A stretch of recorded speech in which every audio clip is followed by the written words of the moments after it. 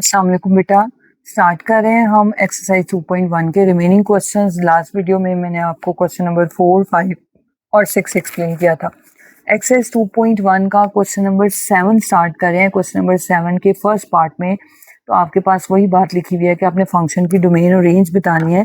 तो last video में अभी आपने सीखा था कि ये आप ज़रा पहले इस फंक्शन को गौर करें। तो ये आपके पास फंक्शन क्या है, 3x-5 है।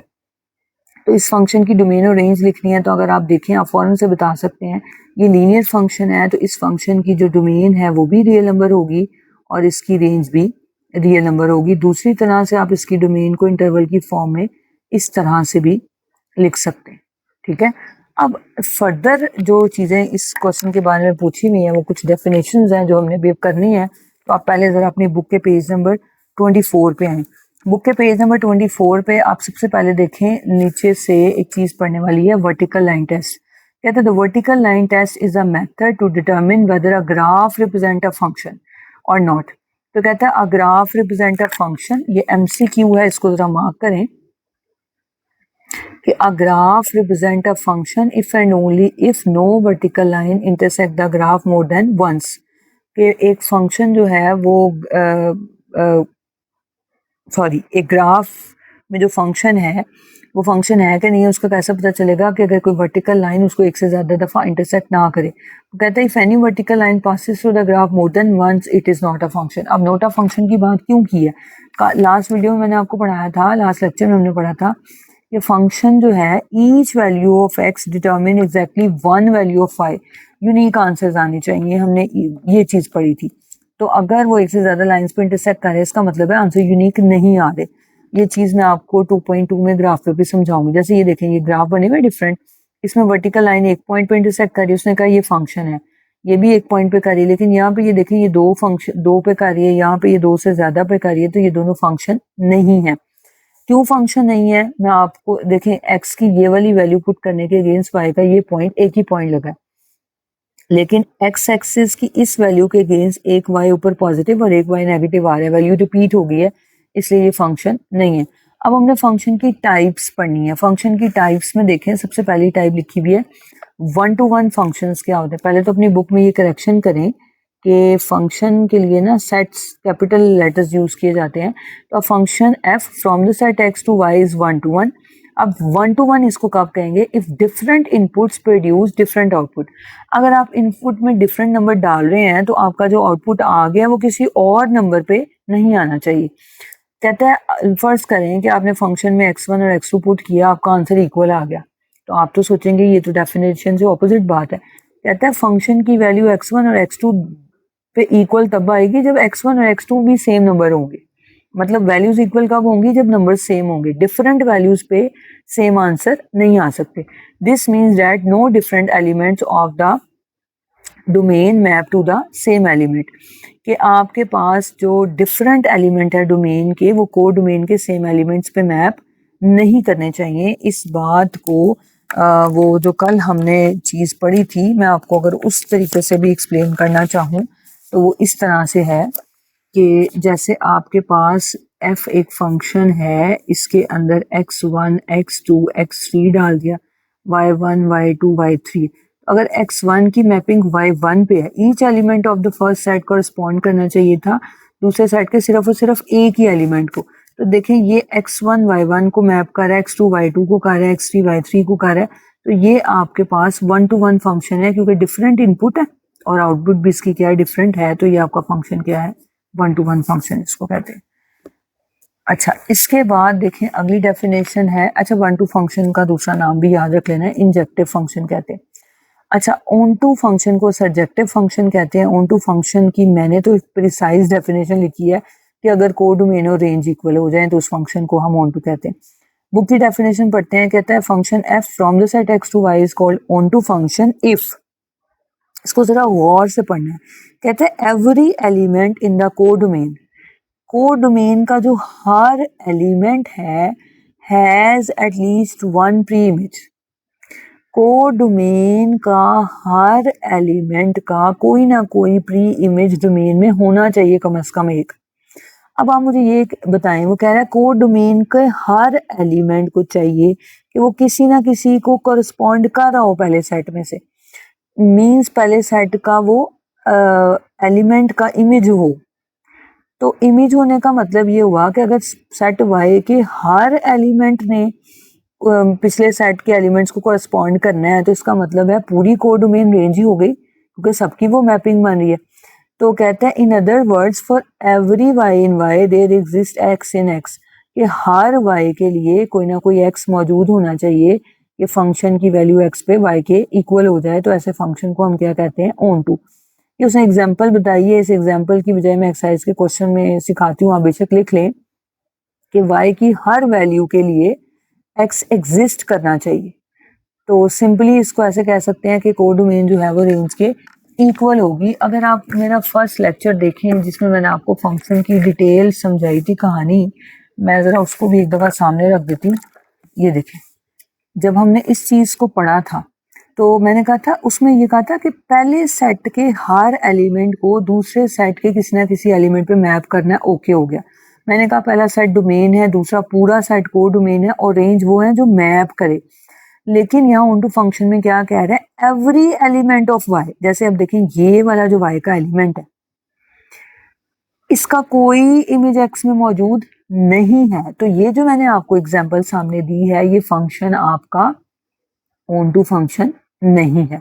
ऑन टू फंक्शन कब होगा कि हर वाई का सेकंड सेट का जो हर एलिमेंट है वो किसी ना किसी का इमेज लाजमी होना चाहिए। वो बुक ये कह रही है कि उसका प्री इमेज होना चाहिए। तो मैंने आपको बताया था एक्स वाले प्री इमेजेस होते हैं, वाई वाले इमेजेस होते हैं। बाकी सारी बातें जो है ना, मैं आपको एक्सरसाइज के क्वेश्चंस में एक्सप्लेन करती हूँ। अच्छा, इसमें एक और नीचे छोटी सी डेफिनेशन रह गई है बाइजेक्टिव फंक्शन की। तो ऐसा फंक्शन जो 1 to 1 भी होगा और ऑन टू भी फंक्शन होगा, उस फंक्शन को हम क्या कहेंगे, बाइजेक्टिव फंक्शन कहेंगे। ये आपकी 2.1 से रेलिवेंट सारी बातें थी। अब एक्सरसाइज के क्वेश्चंस में आपके साथ डिस्कस करें। अच्छा, अब एक्सरसाइज का ये जो क्वेश्चन मैंने आपके सामने पहला क्वेश्चन लिखा था कि सबसे पहले तो इसमें डोमेन और रेंज कैलकुलेट करनी थी, वो मैंने आपको कर दी। नेक्स्ट आज उसने पूछा is the function f onto, क्या फंक्शन ऑन टू है, और अगर सॉरी 1 to 1 है, और अगर 1 to 1 है फंक्शन तो आप क्या करें कि अपने आंसर को जस्टिफाई भी करें। तो फंक्शन को आपने जस्टिफाई किस तरह से करना है, मैथमेटिकल काम करना है इसमें कि हेयर आपने एफ ऑफ एक्स वन को एफ ऑफ एक्स टू के इक्वल लेना। फंक्शन में एक्स वन पुट करें, आपका फंक्शन जो है मैं यहाँ लिख देती हूँ। क्वेश्चन में आपको फंक्शन दिया हुआ है 3x-5। इसमें x की जगह x1 डालें, you will get 3x1-5। Function में x2 पुट करें, x की जगह x2 डाल दिया। इसको सिंप्लीफाई करें। आपको पता ही है कि जो सेम साइड पे सेम नंबर्स होते हैं वो कैंसिल हो जाते हैं। आपके पास 3x1 किसके इक्वल आएगा, 3x2 के। 3 से कट गया तो x1 किसके इक्वल आ गया, x2 के। तो जो आपको भी मैंने डेफिनेशन वाली बात पढ़ाई है वो बात यहाँ पे क्लियर हो गई है। आप डेफिनेशन यहाँ पे बेशक लिख दीजिएगा कि this means no two different elements of the domain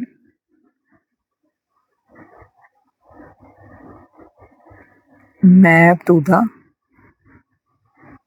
same element of codomain। लिखने की वैसे जरूरत नहीं है, जब x1 x2 के बराबर आ गया तो इसका मतलब आपका क्या है, सो f of x is 1 to 1। अच्छा, अब अगली बात जो उसने कही है कि आप शो करें कि क्या आपका जो फंक्शन है वो ऑन टू फंक्शन है, और अगर ऑन टू है तो ये भी बताएं कि एक्सप्लेन करें। अच्छा, उसने कहा is the function onto if the codomain is all real number. वैसे तो आपको मैं अगर एमसीक्यू के लिहाज से बताऊं तो यहाँ पे उसने कोड डोमेन क्वेश्चन में दी हुई है, उसने कहा है कोड डोमेन के रियल नंबर। तो आप जरा ऊपर देखें, आपने फंक्शन की रेंज भी क्या लिखी है, रियल। कोड डोमेन भी रियल है, इसकी रेंज भी क्या है, रियल है। दोनों इक्वल जब आ जाए, सेम आ जाए, तो आपका फंक्शन क्या होता है, ऑन टू होता है। अच्छा, अब इसको वैसे थोड़ा सा, चूंकि उसने क्वेश्चन में कहा कि इसको एक्सप्लेन भी करें, तो इसकी एक्सप्लेनेशन किस तरह से करनी है। देखिए, आपके पास फंक्शन को वायलेट कर ले, फंक्शन था 3x-5। y प्लस 5 किसके इक्वल आ जाएगा 3x के, तो यहाँ से x की वैल्यू क्या आ जाएगी y प्लस 5/3।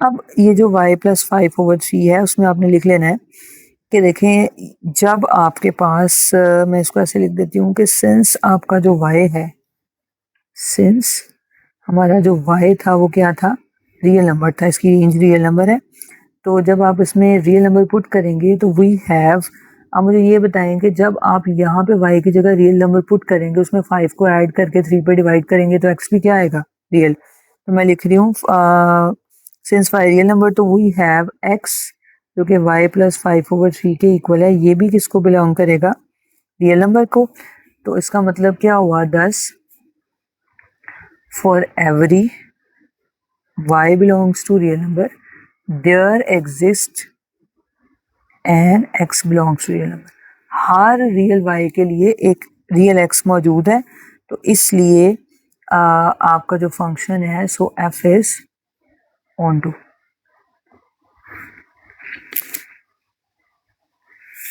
अच्छा, अब क्वेश्चन नंबर 7 के बाद क्वेश्चन नंबर 8 पे आ जाए। क्वेश्चन नंबर 8 की पहले डोमेन लिखनी है, तो डोमेन लिखने के लिए आपके पास मैं फंक्शन दोबारा से लिख रही हूँ। आपका फंक्शन है 2x माइनस 3/x प्लस 1।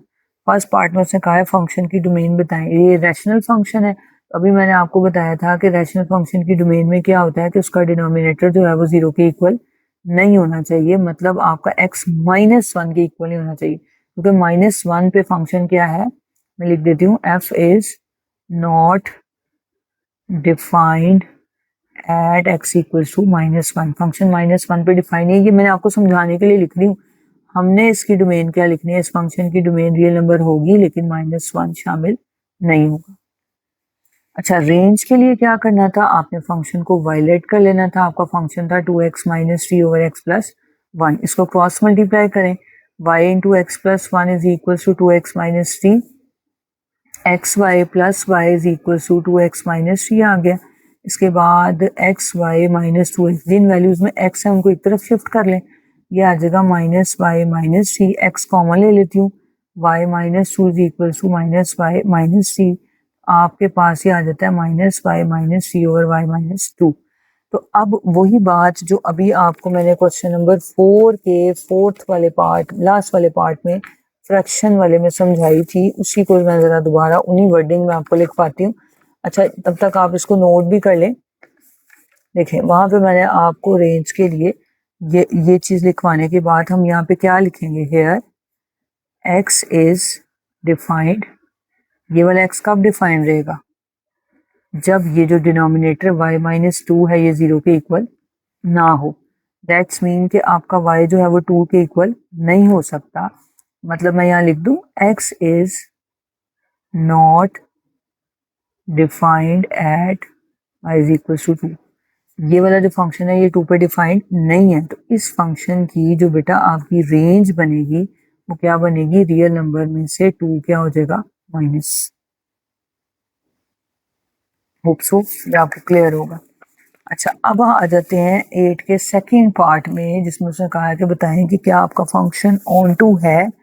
अब फंक्शन को ऑन टू शो करने के लिए छोटी सी एक बात देखें कि आपको क्वेश्चन में उसने आपसे कहा हुआ है कि फंक्शन डिफाइन किया जा रहा है रियल नंबर से रियल नंबर की तरफ, तो हम इसकी डोमेन भी रियल नंबर में से ले रहे हैं और रेंज भी रियल नंबर में से लेनी है। इसकी जो कोड डोमेन है वो set of all real numbers है।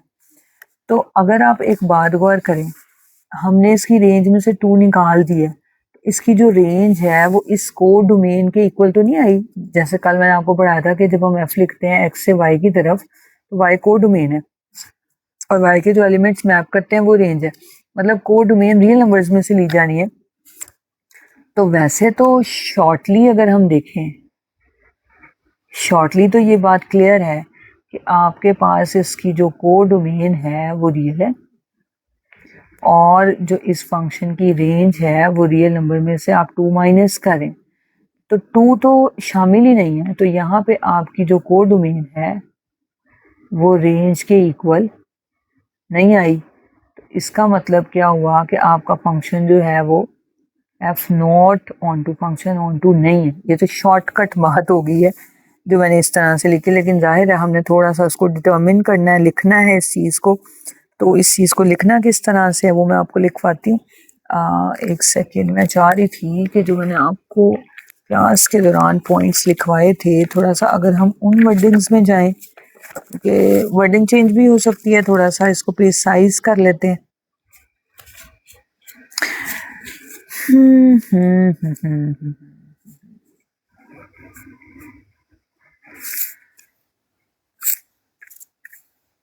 अच्छा जी,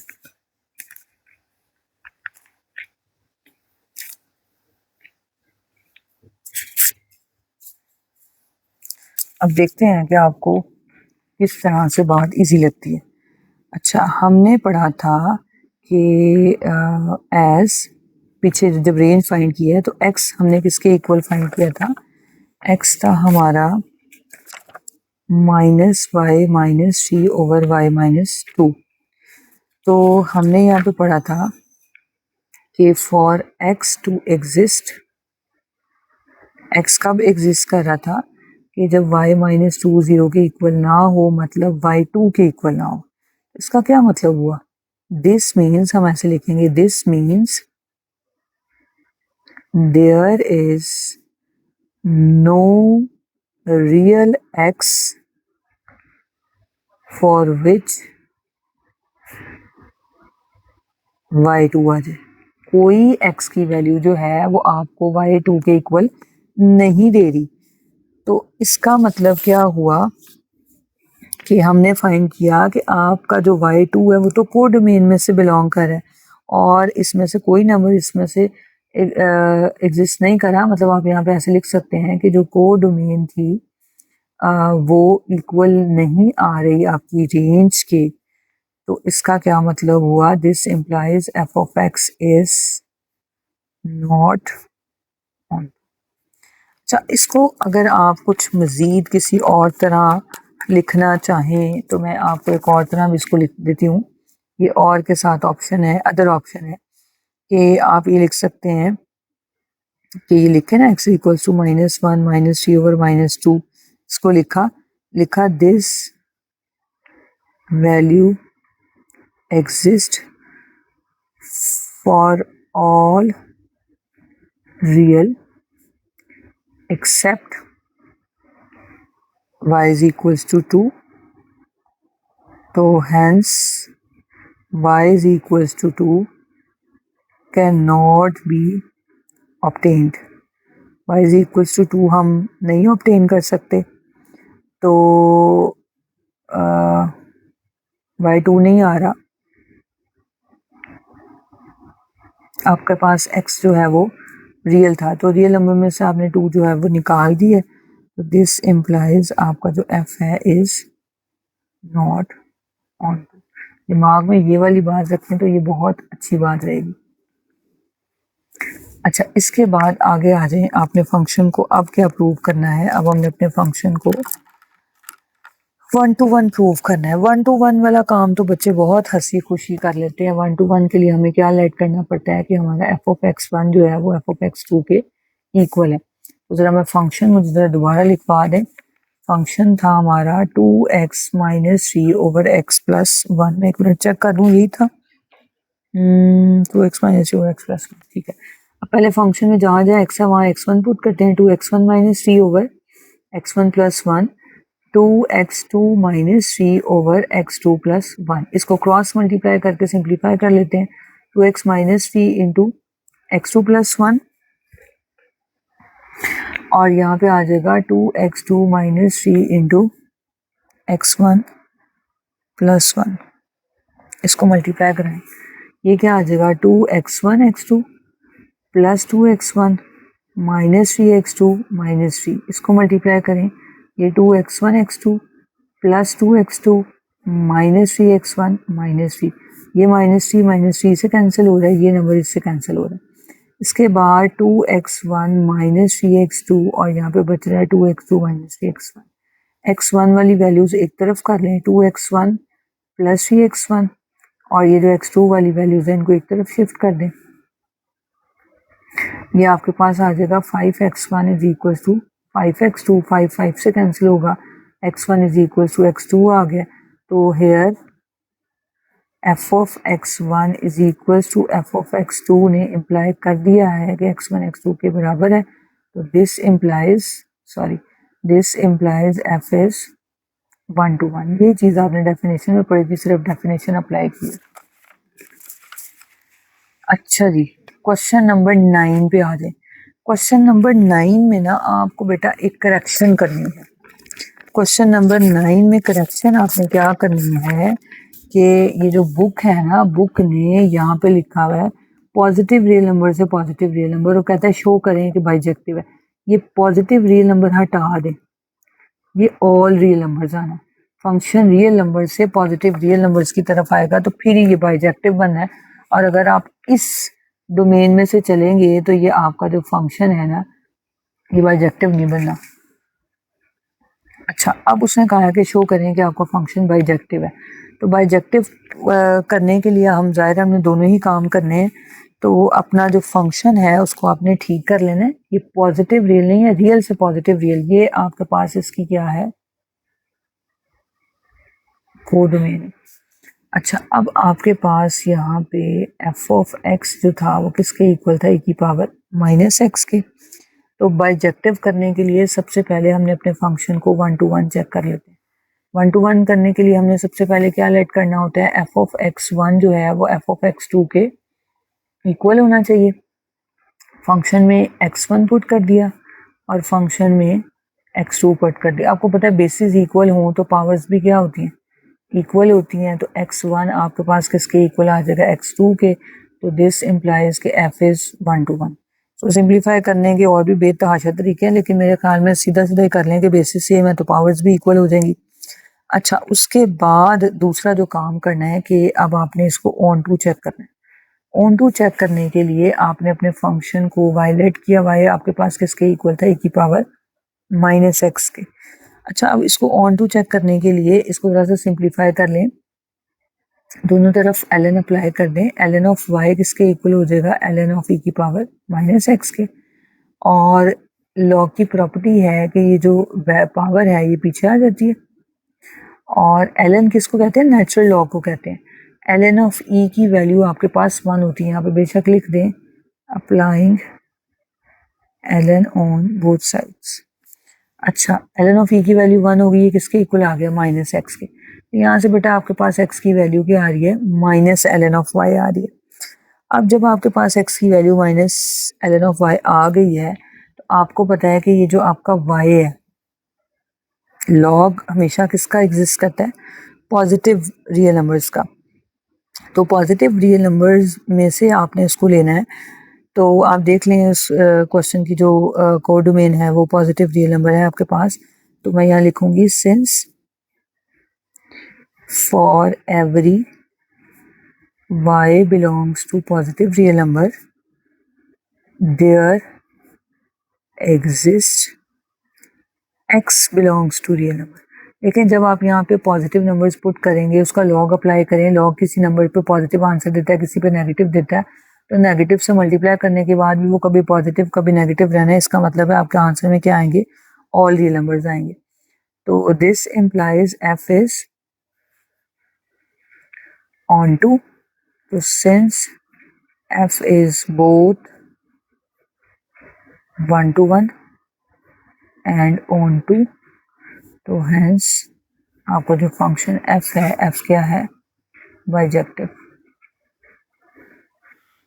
ये मैं आपको थोड़ा सा ना यहाँ पे एक चीज़ करके भी दिखा देती हूँ कि ये जो फंक्शन था x is equals to minus ln of y, इसमें अगर आप वैल्यूज पुट करें ना x की जगह कुछ, मैंने एक सेकेंड ज़रा वेट करिएगा।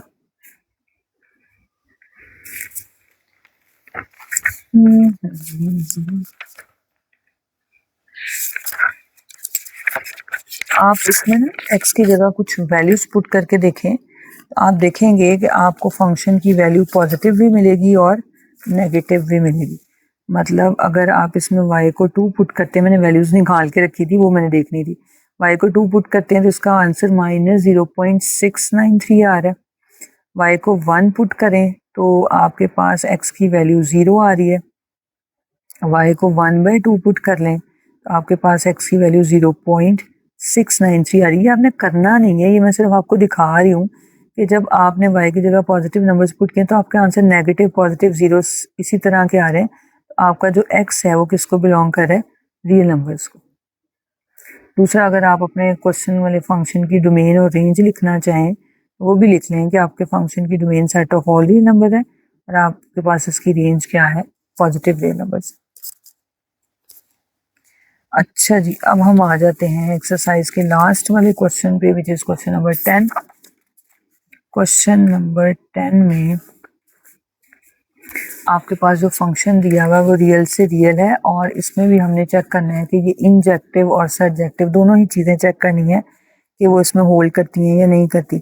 इंजेक्टिव फंक्शन किसको कहते हैं? ज़रा रिपीट करके कोई आप में से बताएगा, इंजेक्टिव फंक्शन कौन सा फंक्शन होता है?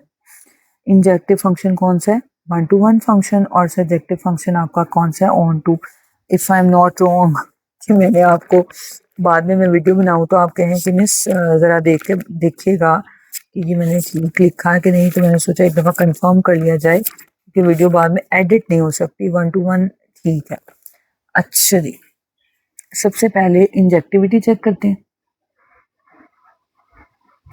फंक्शन को इंजेक्टिव चेक करने के लिए हमने क्या लेट करना था? f(x1) is equal to f(x2). अपने फंक्शन के अंदर x1 पुट करें तो ये x1 का क्यूब माइनस 3x1 और यहाँ पे x2 का क्यूब माइनस 3x2 आ जाएगा। इसको लिख सकते हैं x1 का क्यूब माइनस x2 का क्यूब। इसको मैं शिफ्ट कर देती हूँ 3x1 माइनस 3x2। ए क्यूब माइनस बी क्यूब का फॉर्मूला खोलती हूँ तो x1 माइनस x2 आता है इंटू x1 का ए क्यूब माइनस बी क्यूब, ठीक है, plus x1 x2 plus x2 का स्क्वायर और इसमें से 3 कॉमन ले लें तो x1 माइनस x2 आता है। अब अगर आप इसको कैंसिल भी कर दें या आप इसके स्टेप्स को थोड़ा सा डिफरेंट मेथड से करना चाहें तो देखें आपके पास जो है, आप यहाँ से ये देखेंगे कि ये दोनों वैल्यूज़ अगर आपके पास कट रही हैं तो x1 square x1 x2 plus x2 का स्क्वायर किसके इक्वल आ रहा है? 3 के। दिस इम्प्लाइज कि x1 जो है वो x2 के इक्वल नहीं आया। तो what does it means? f is not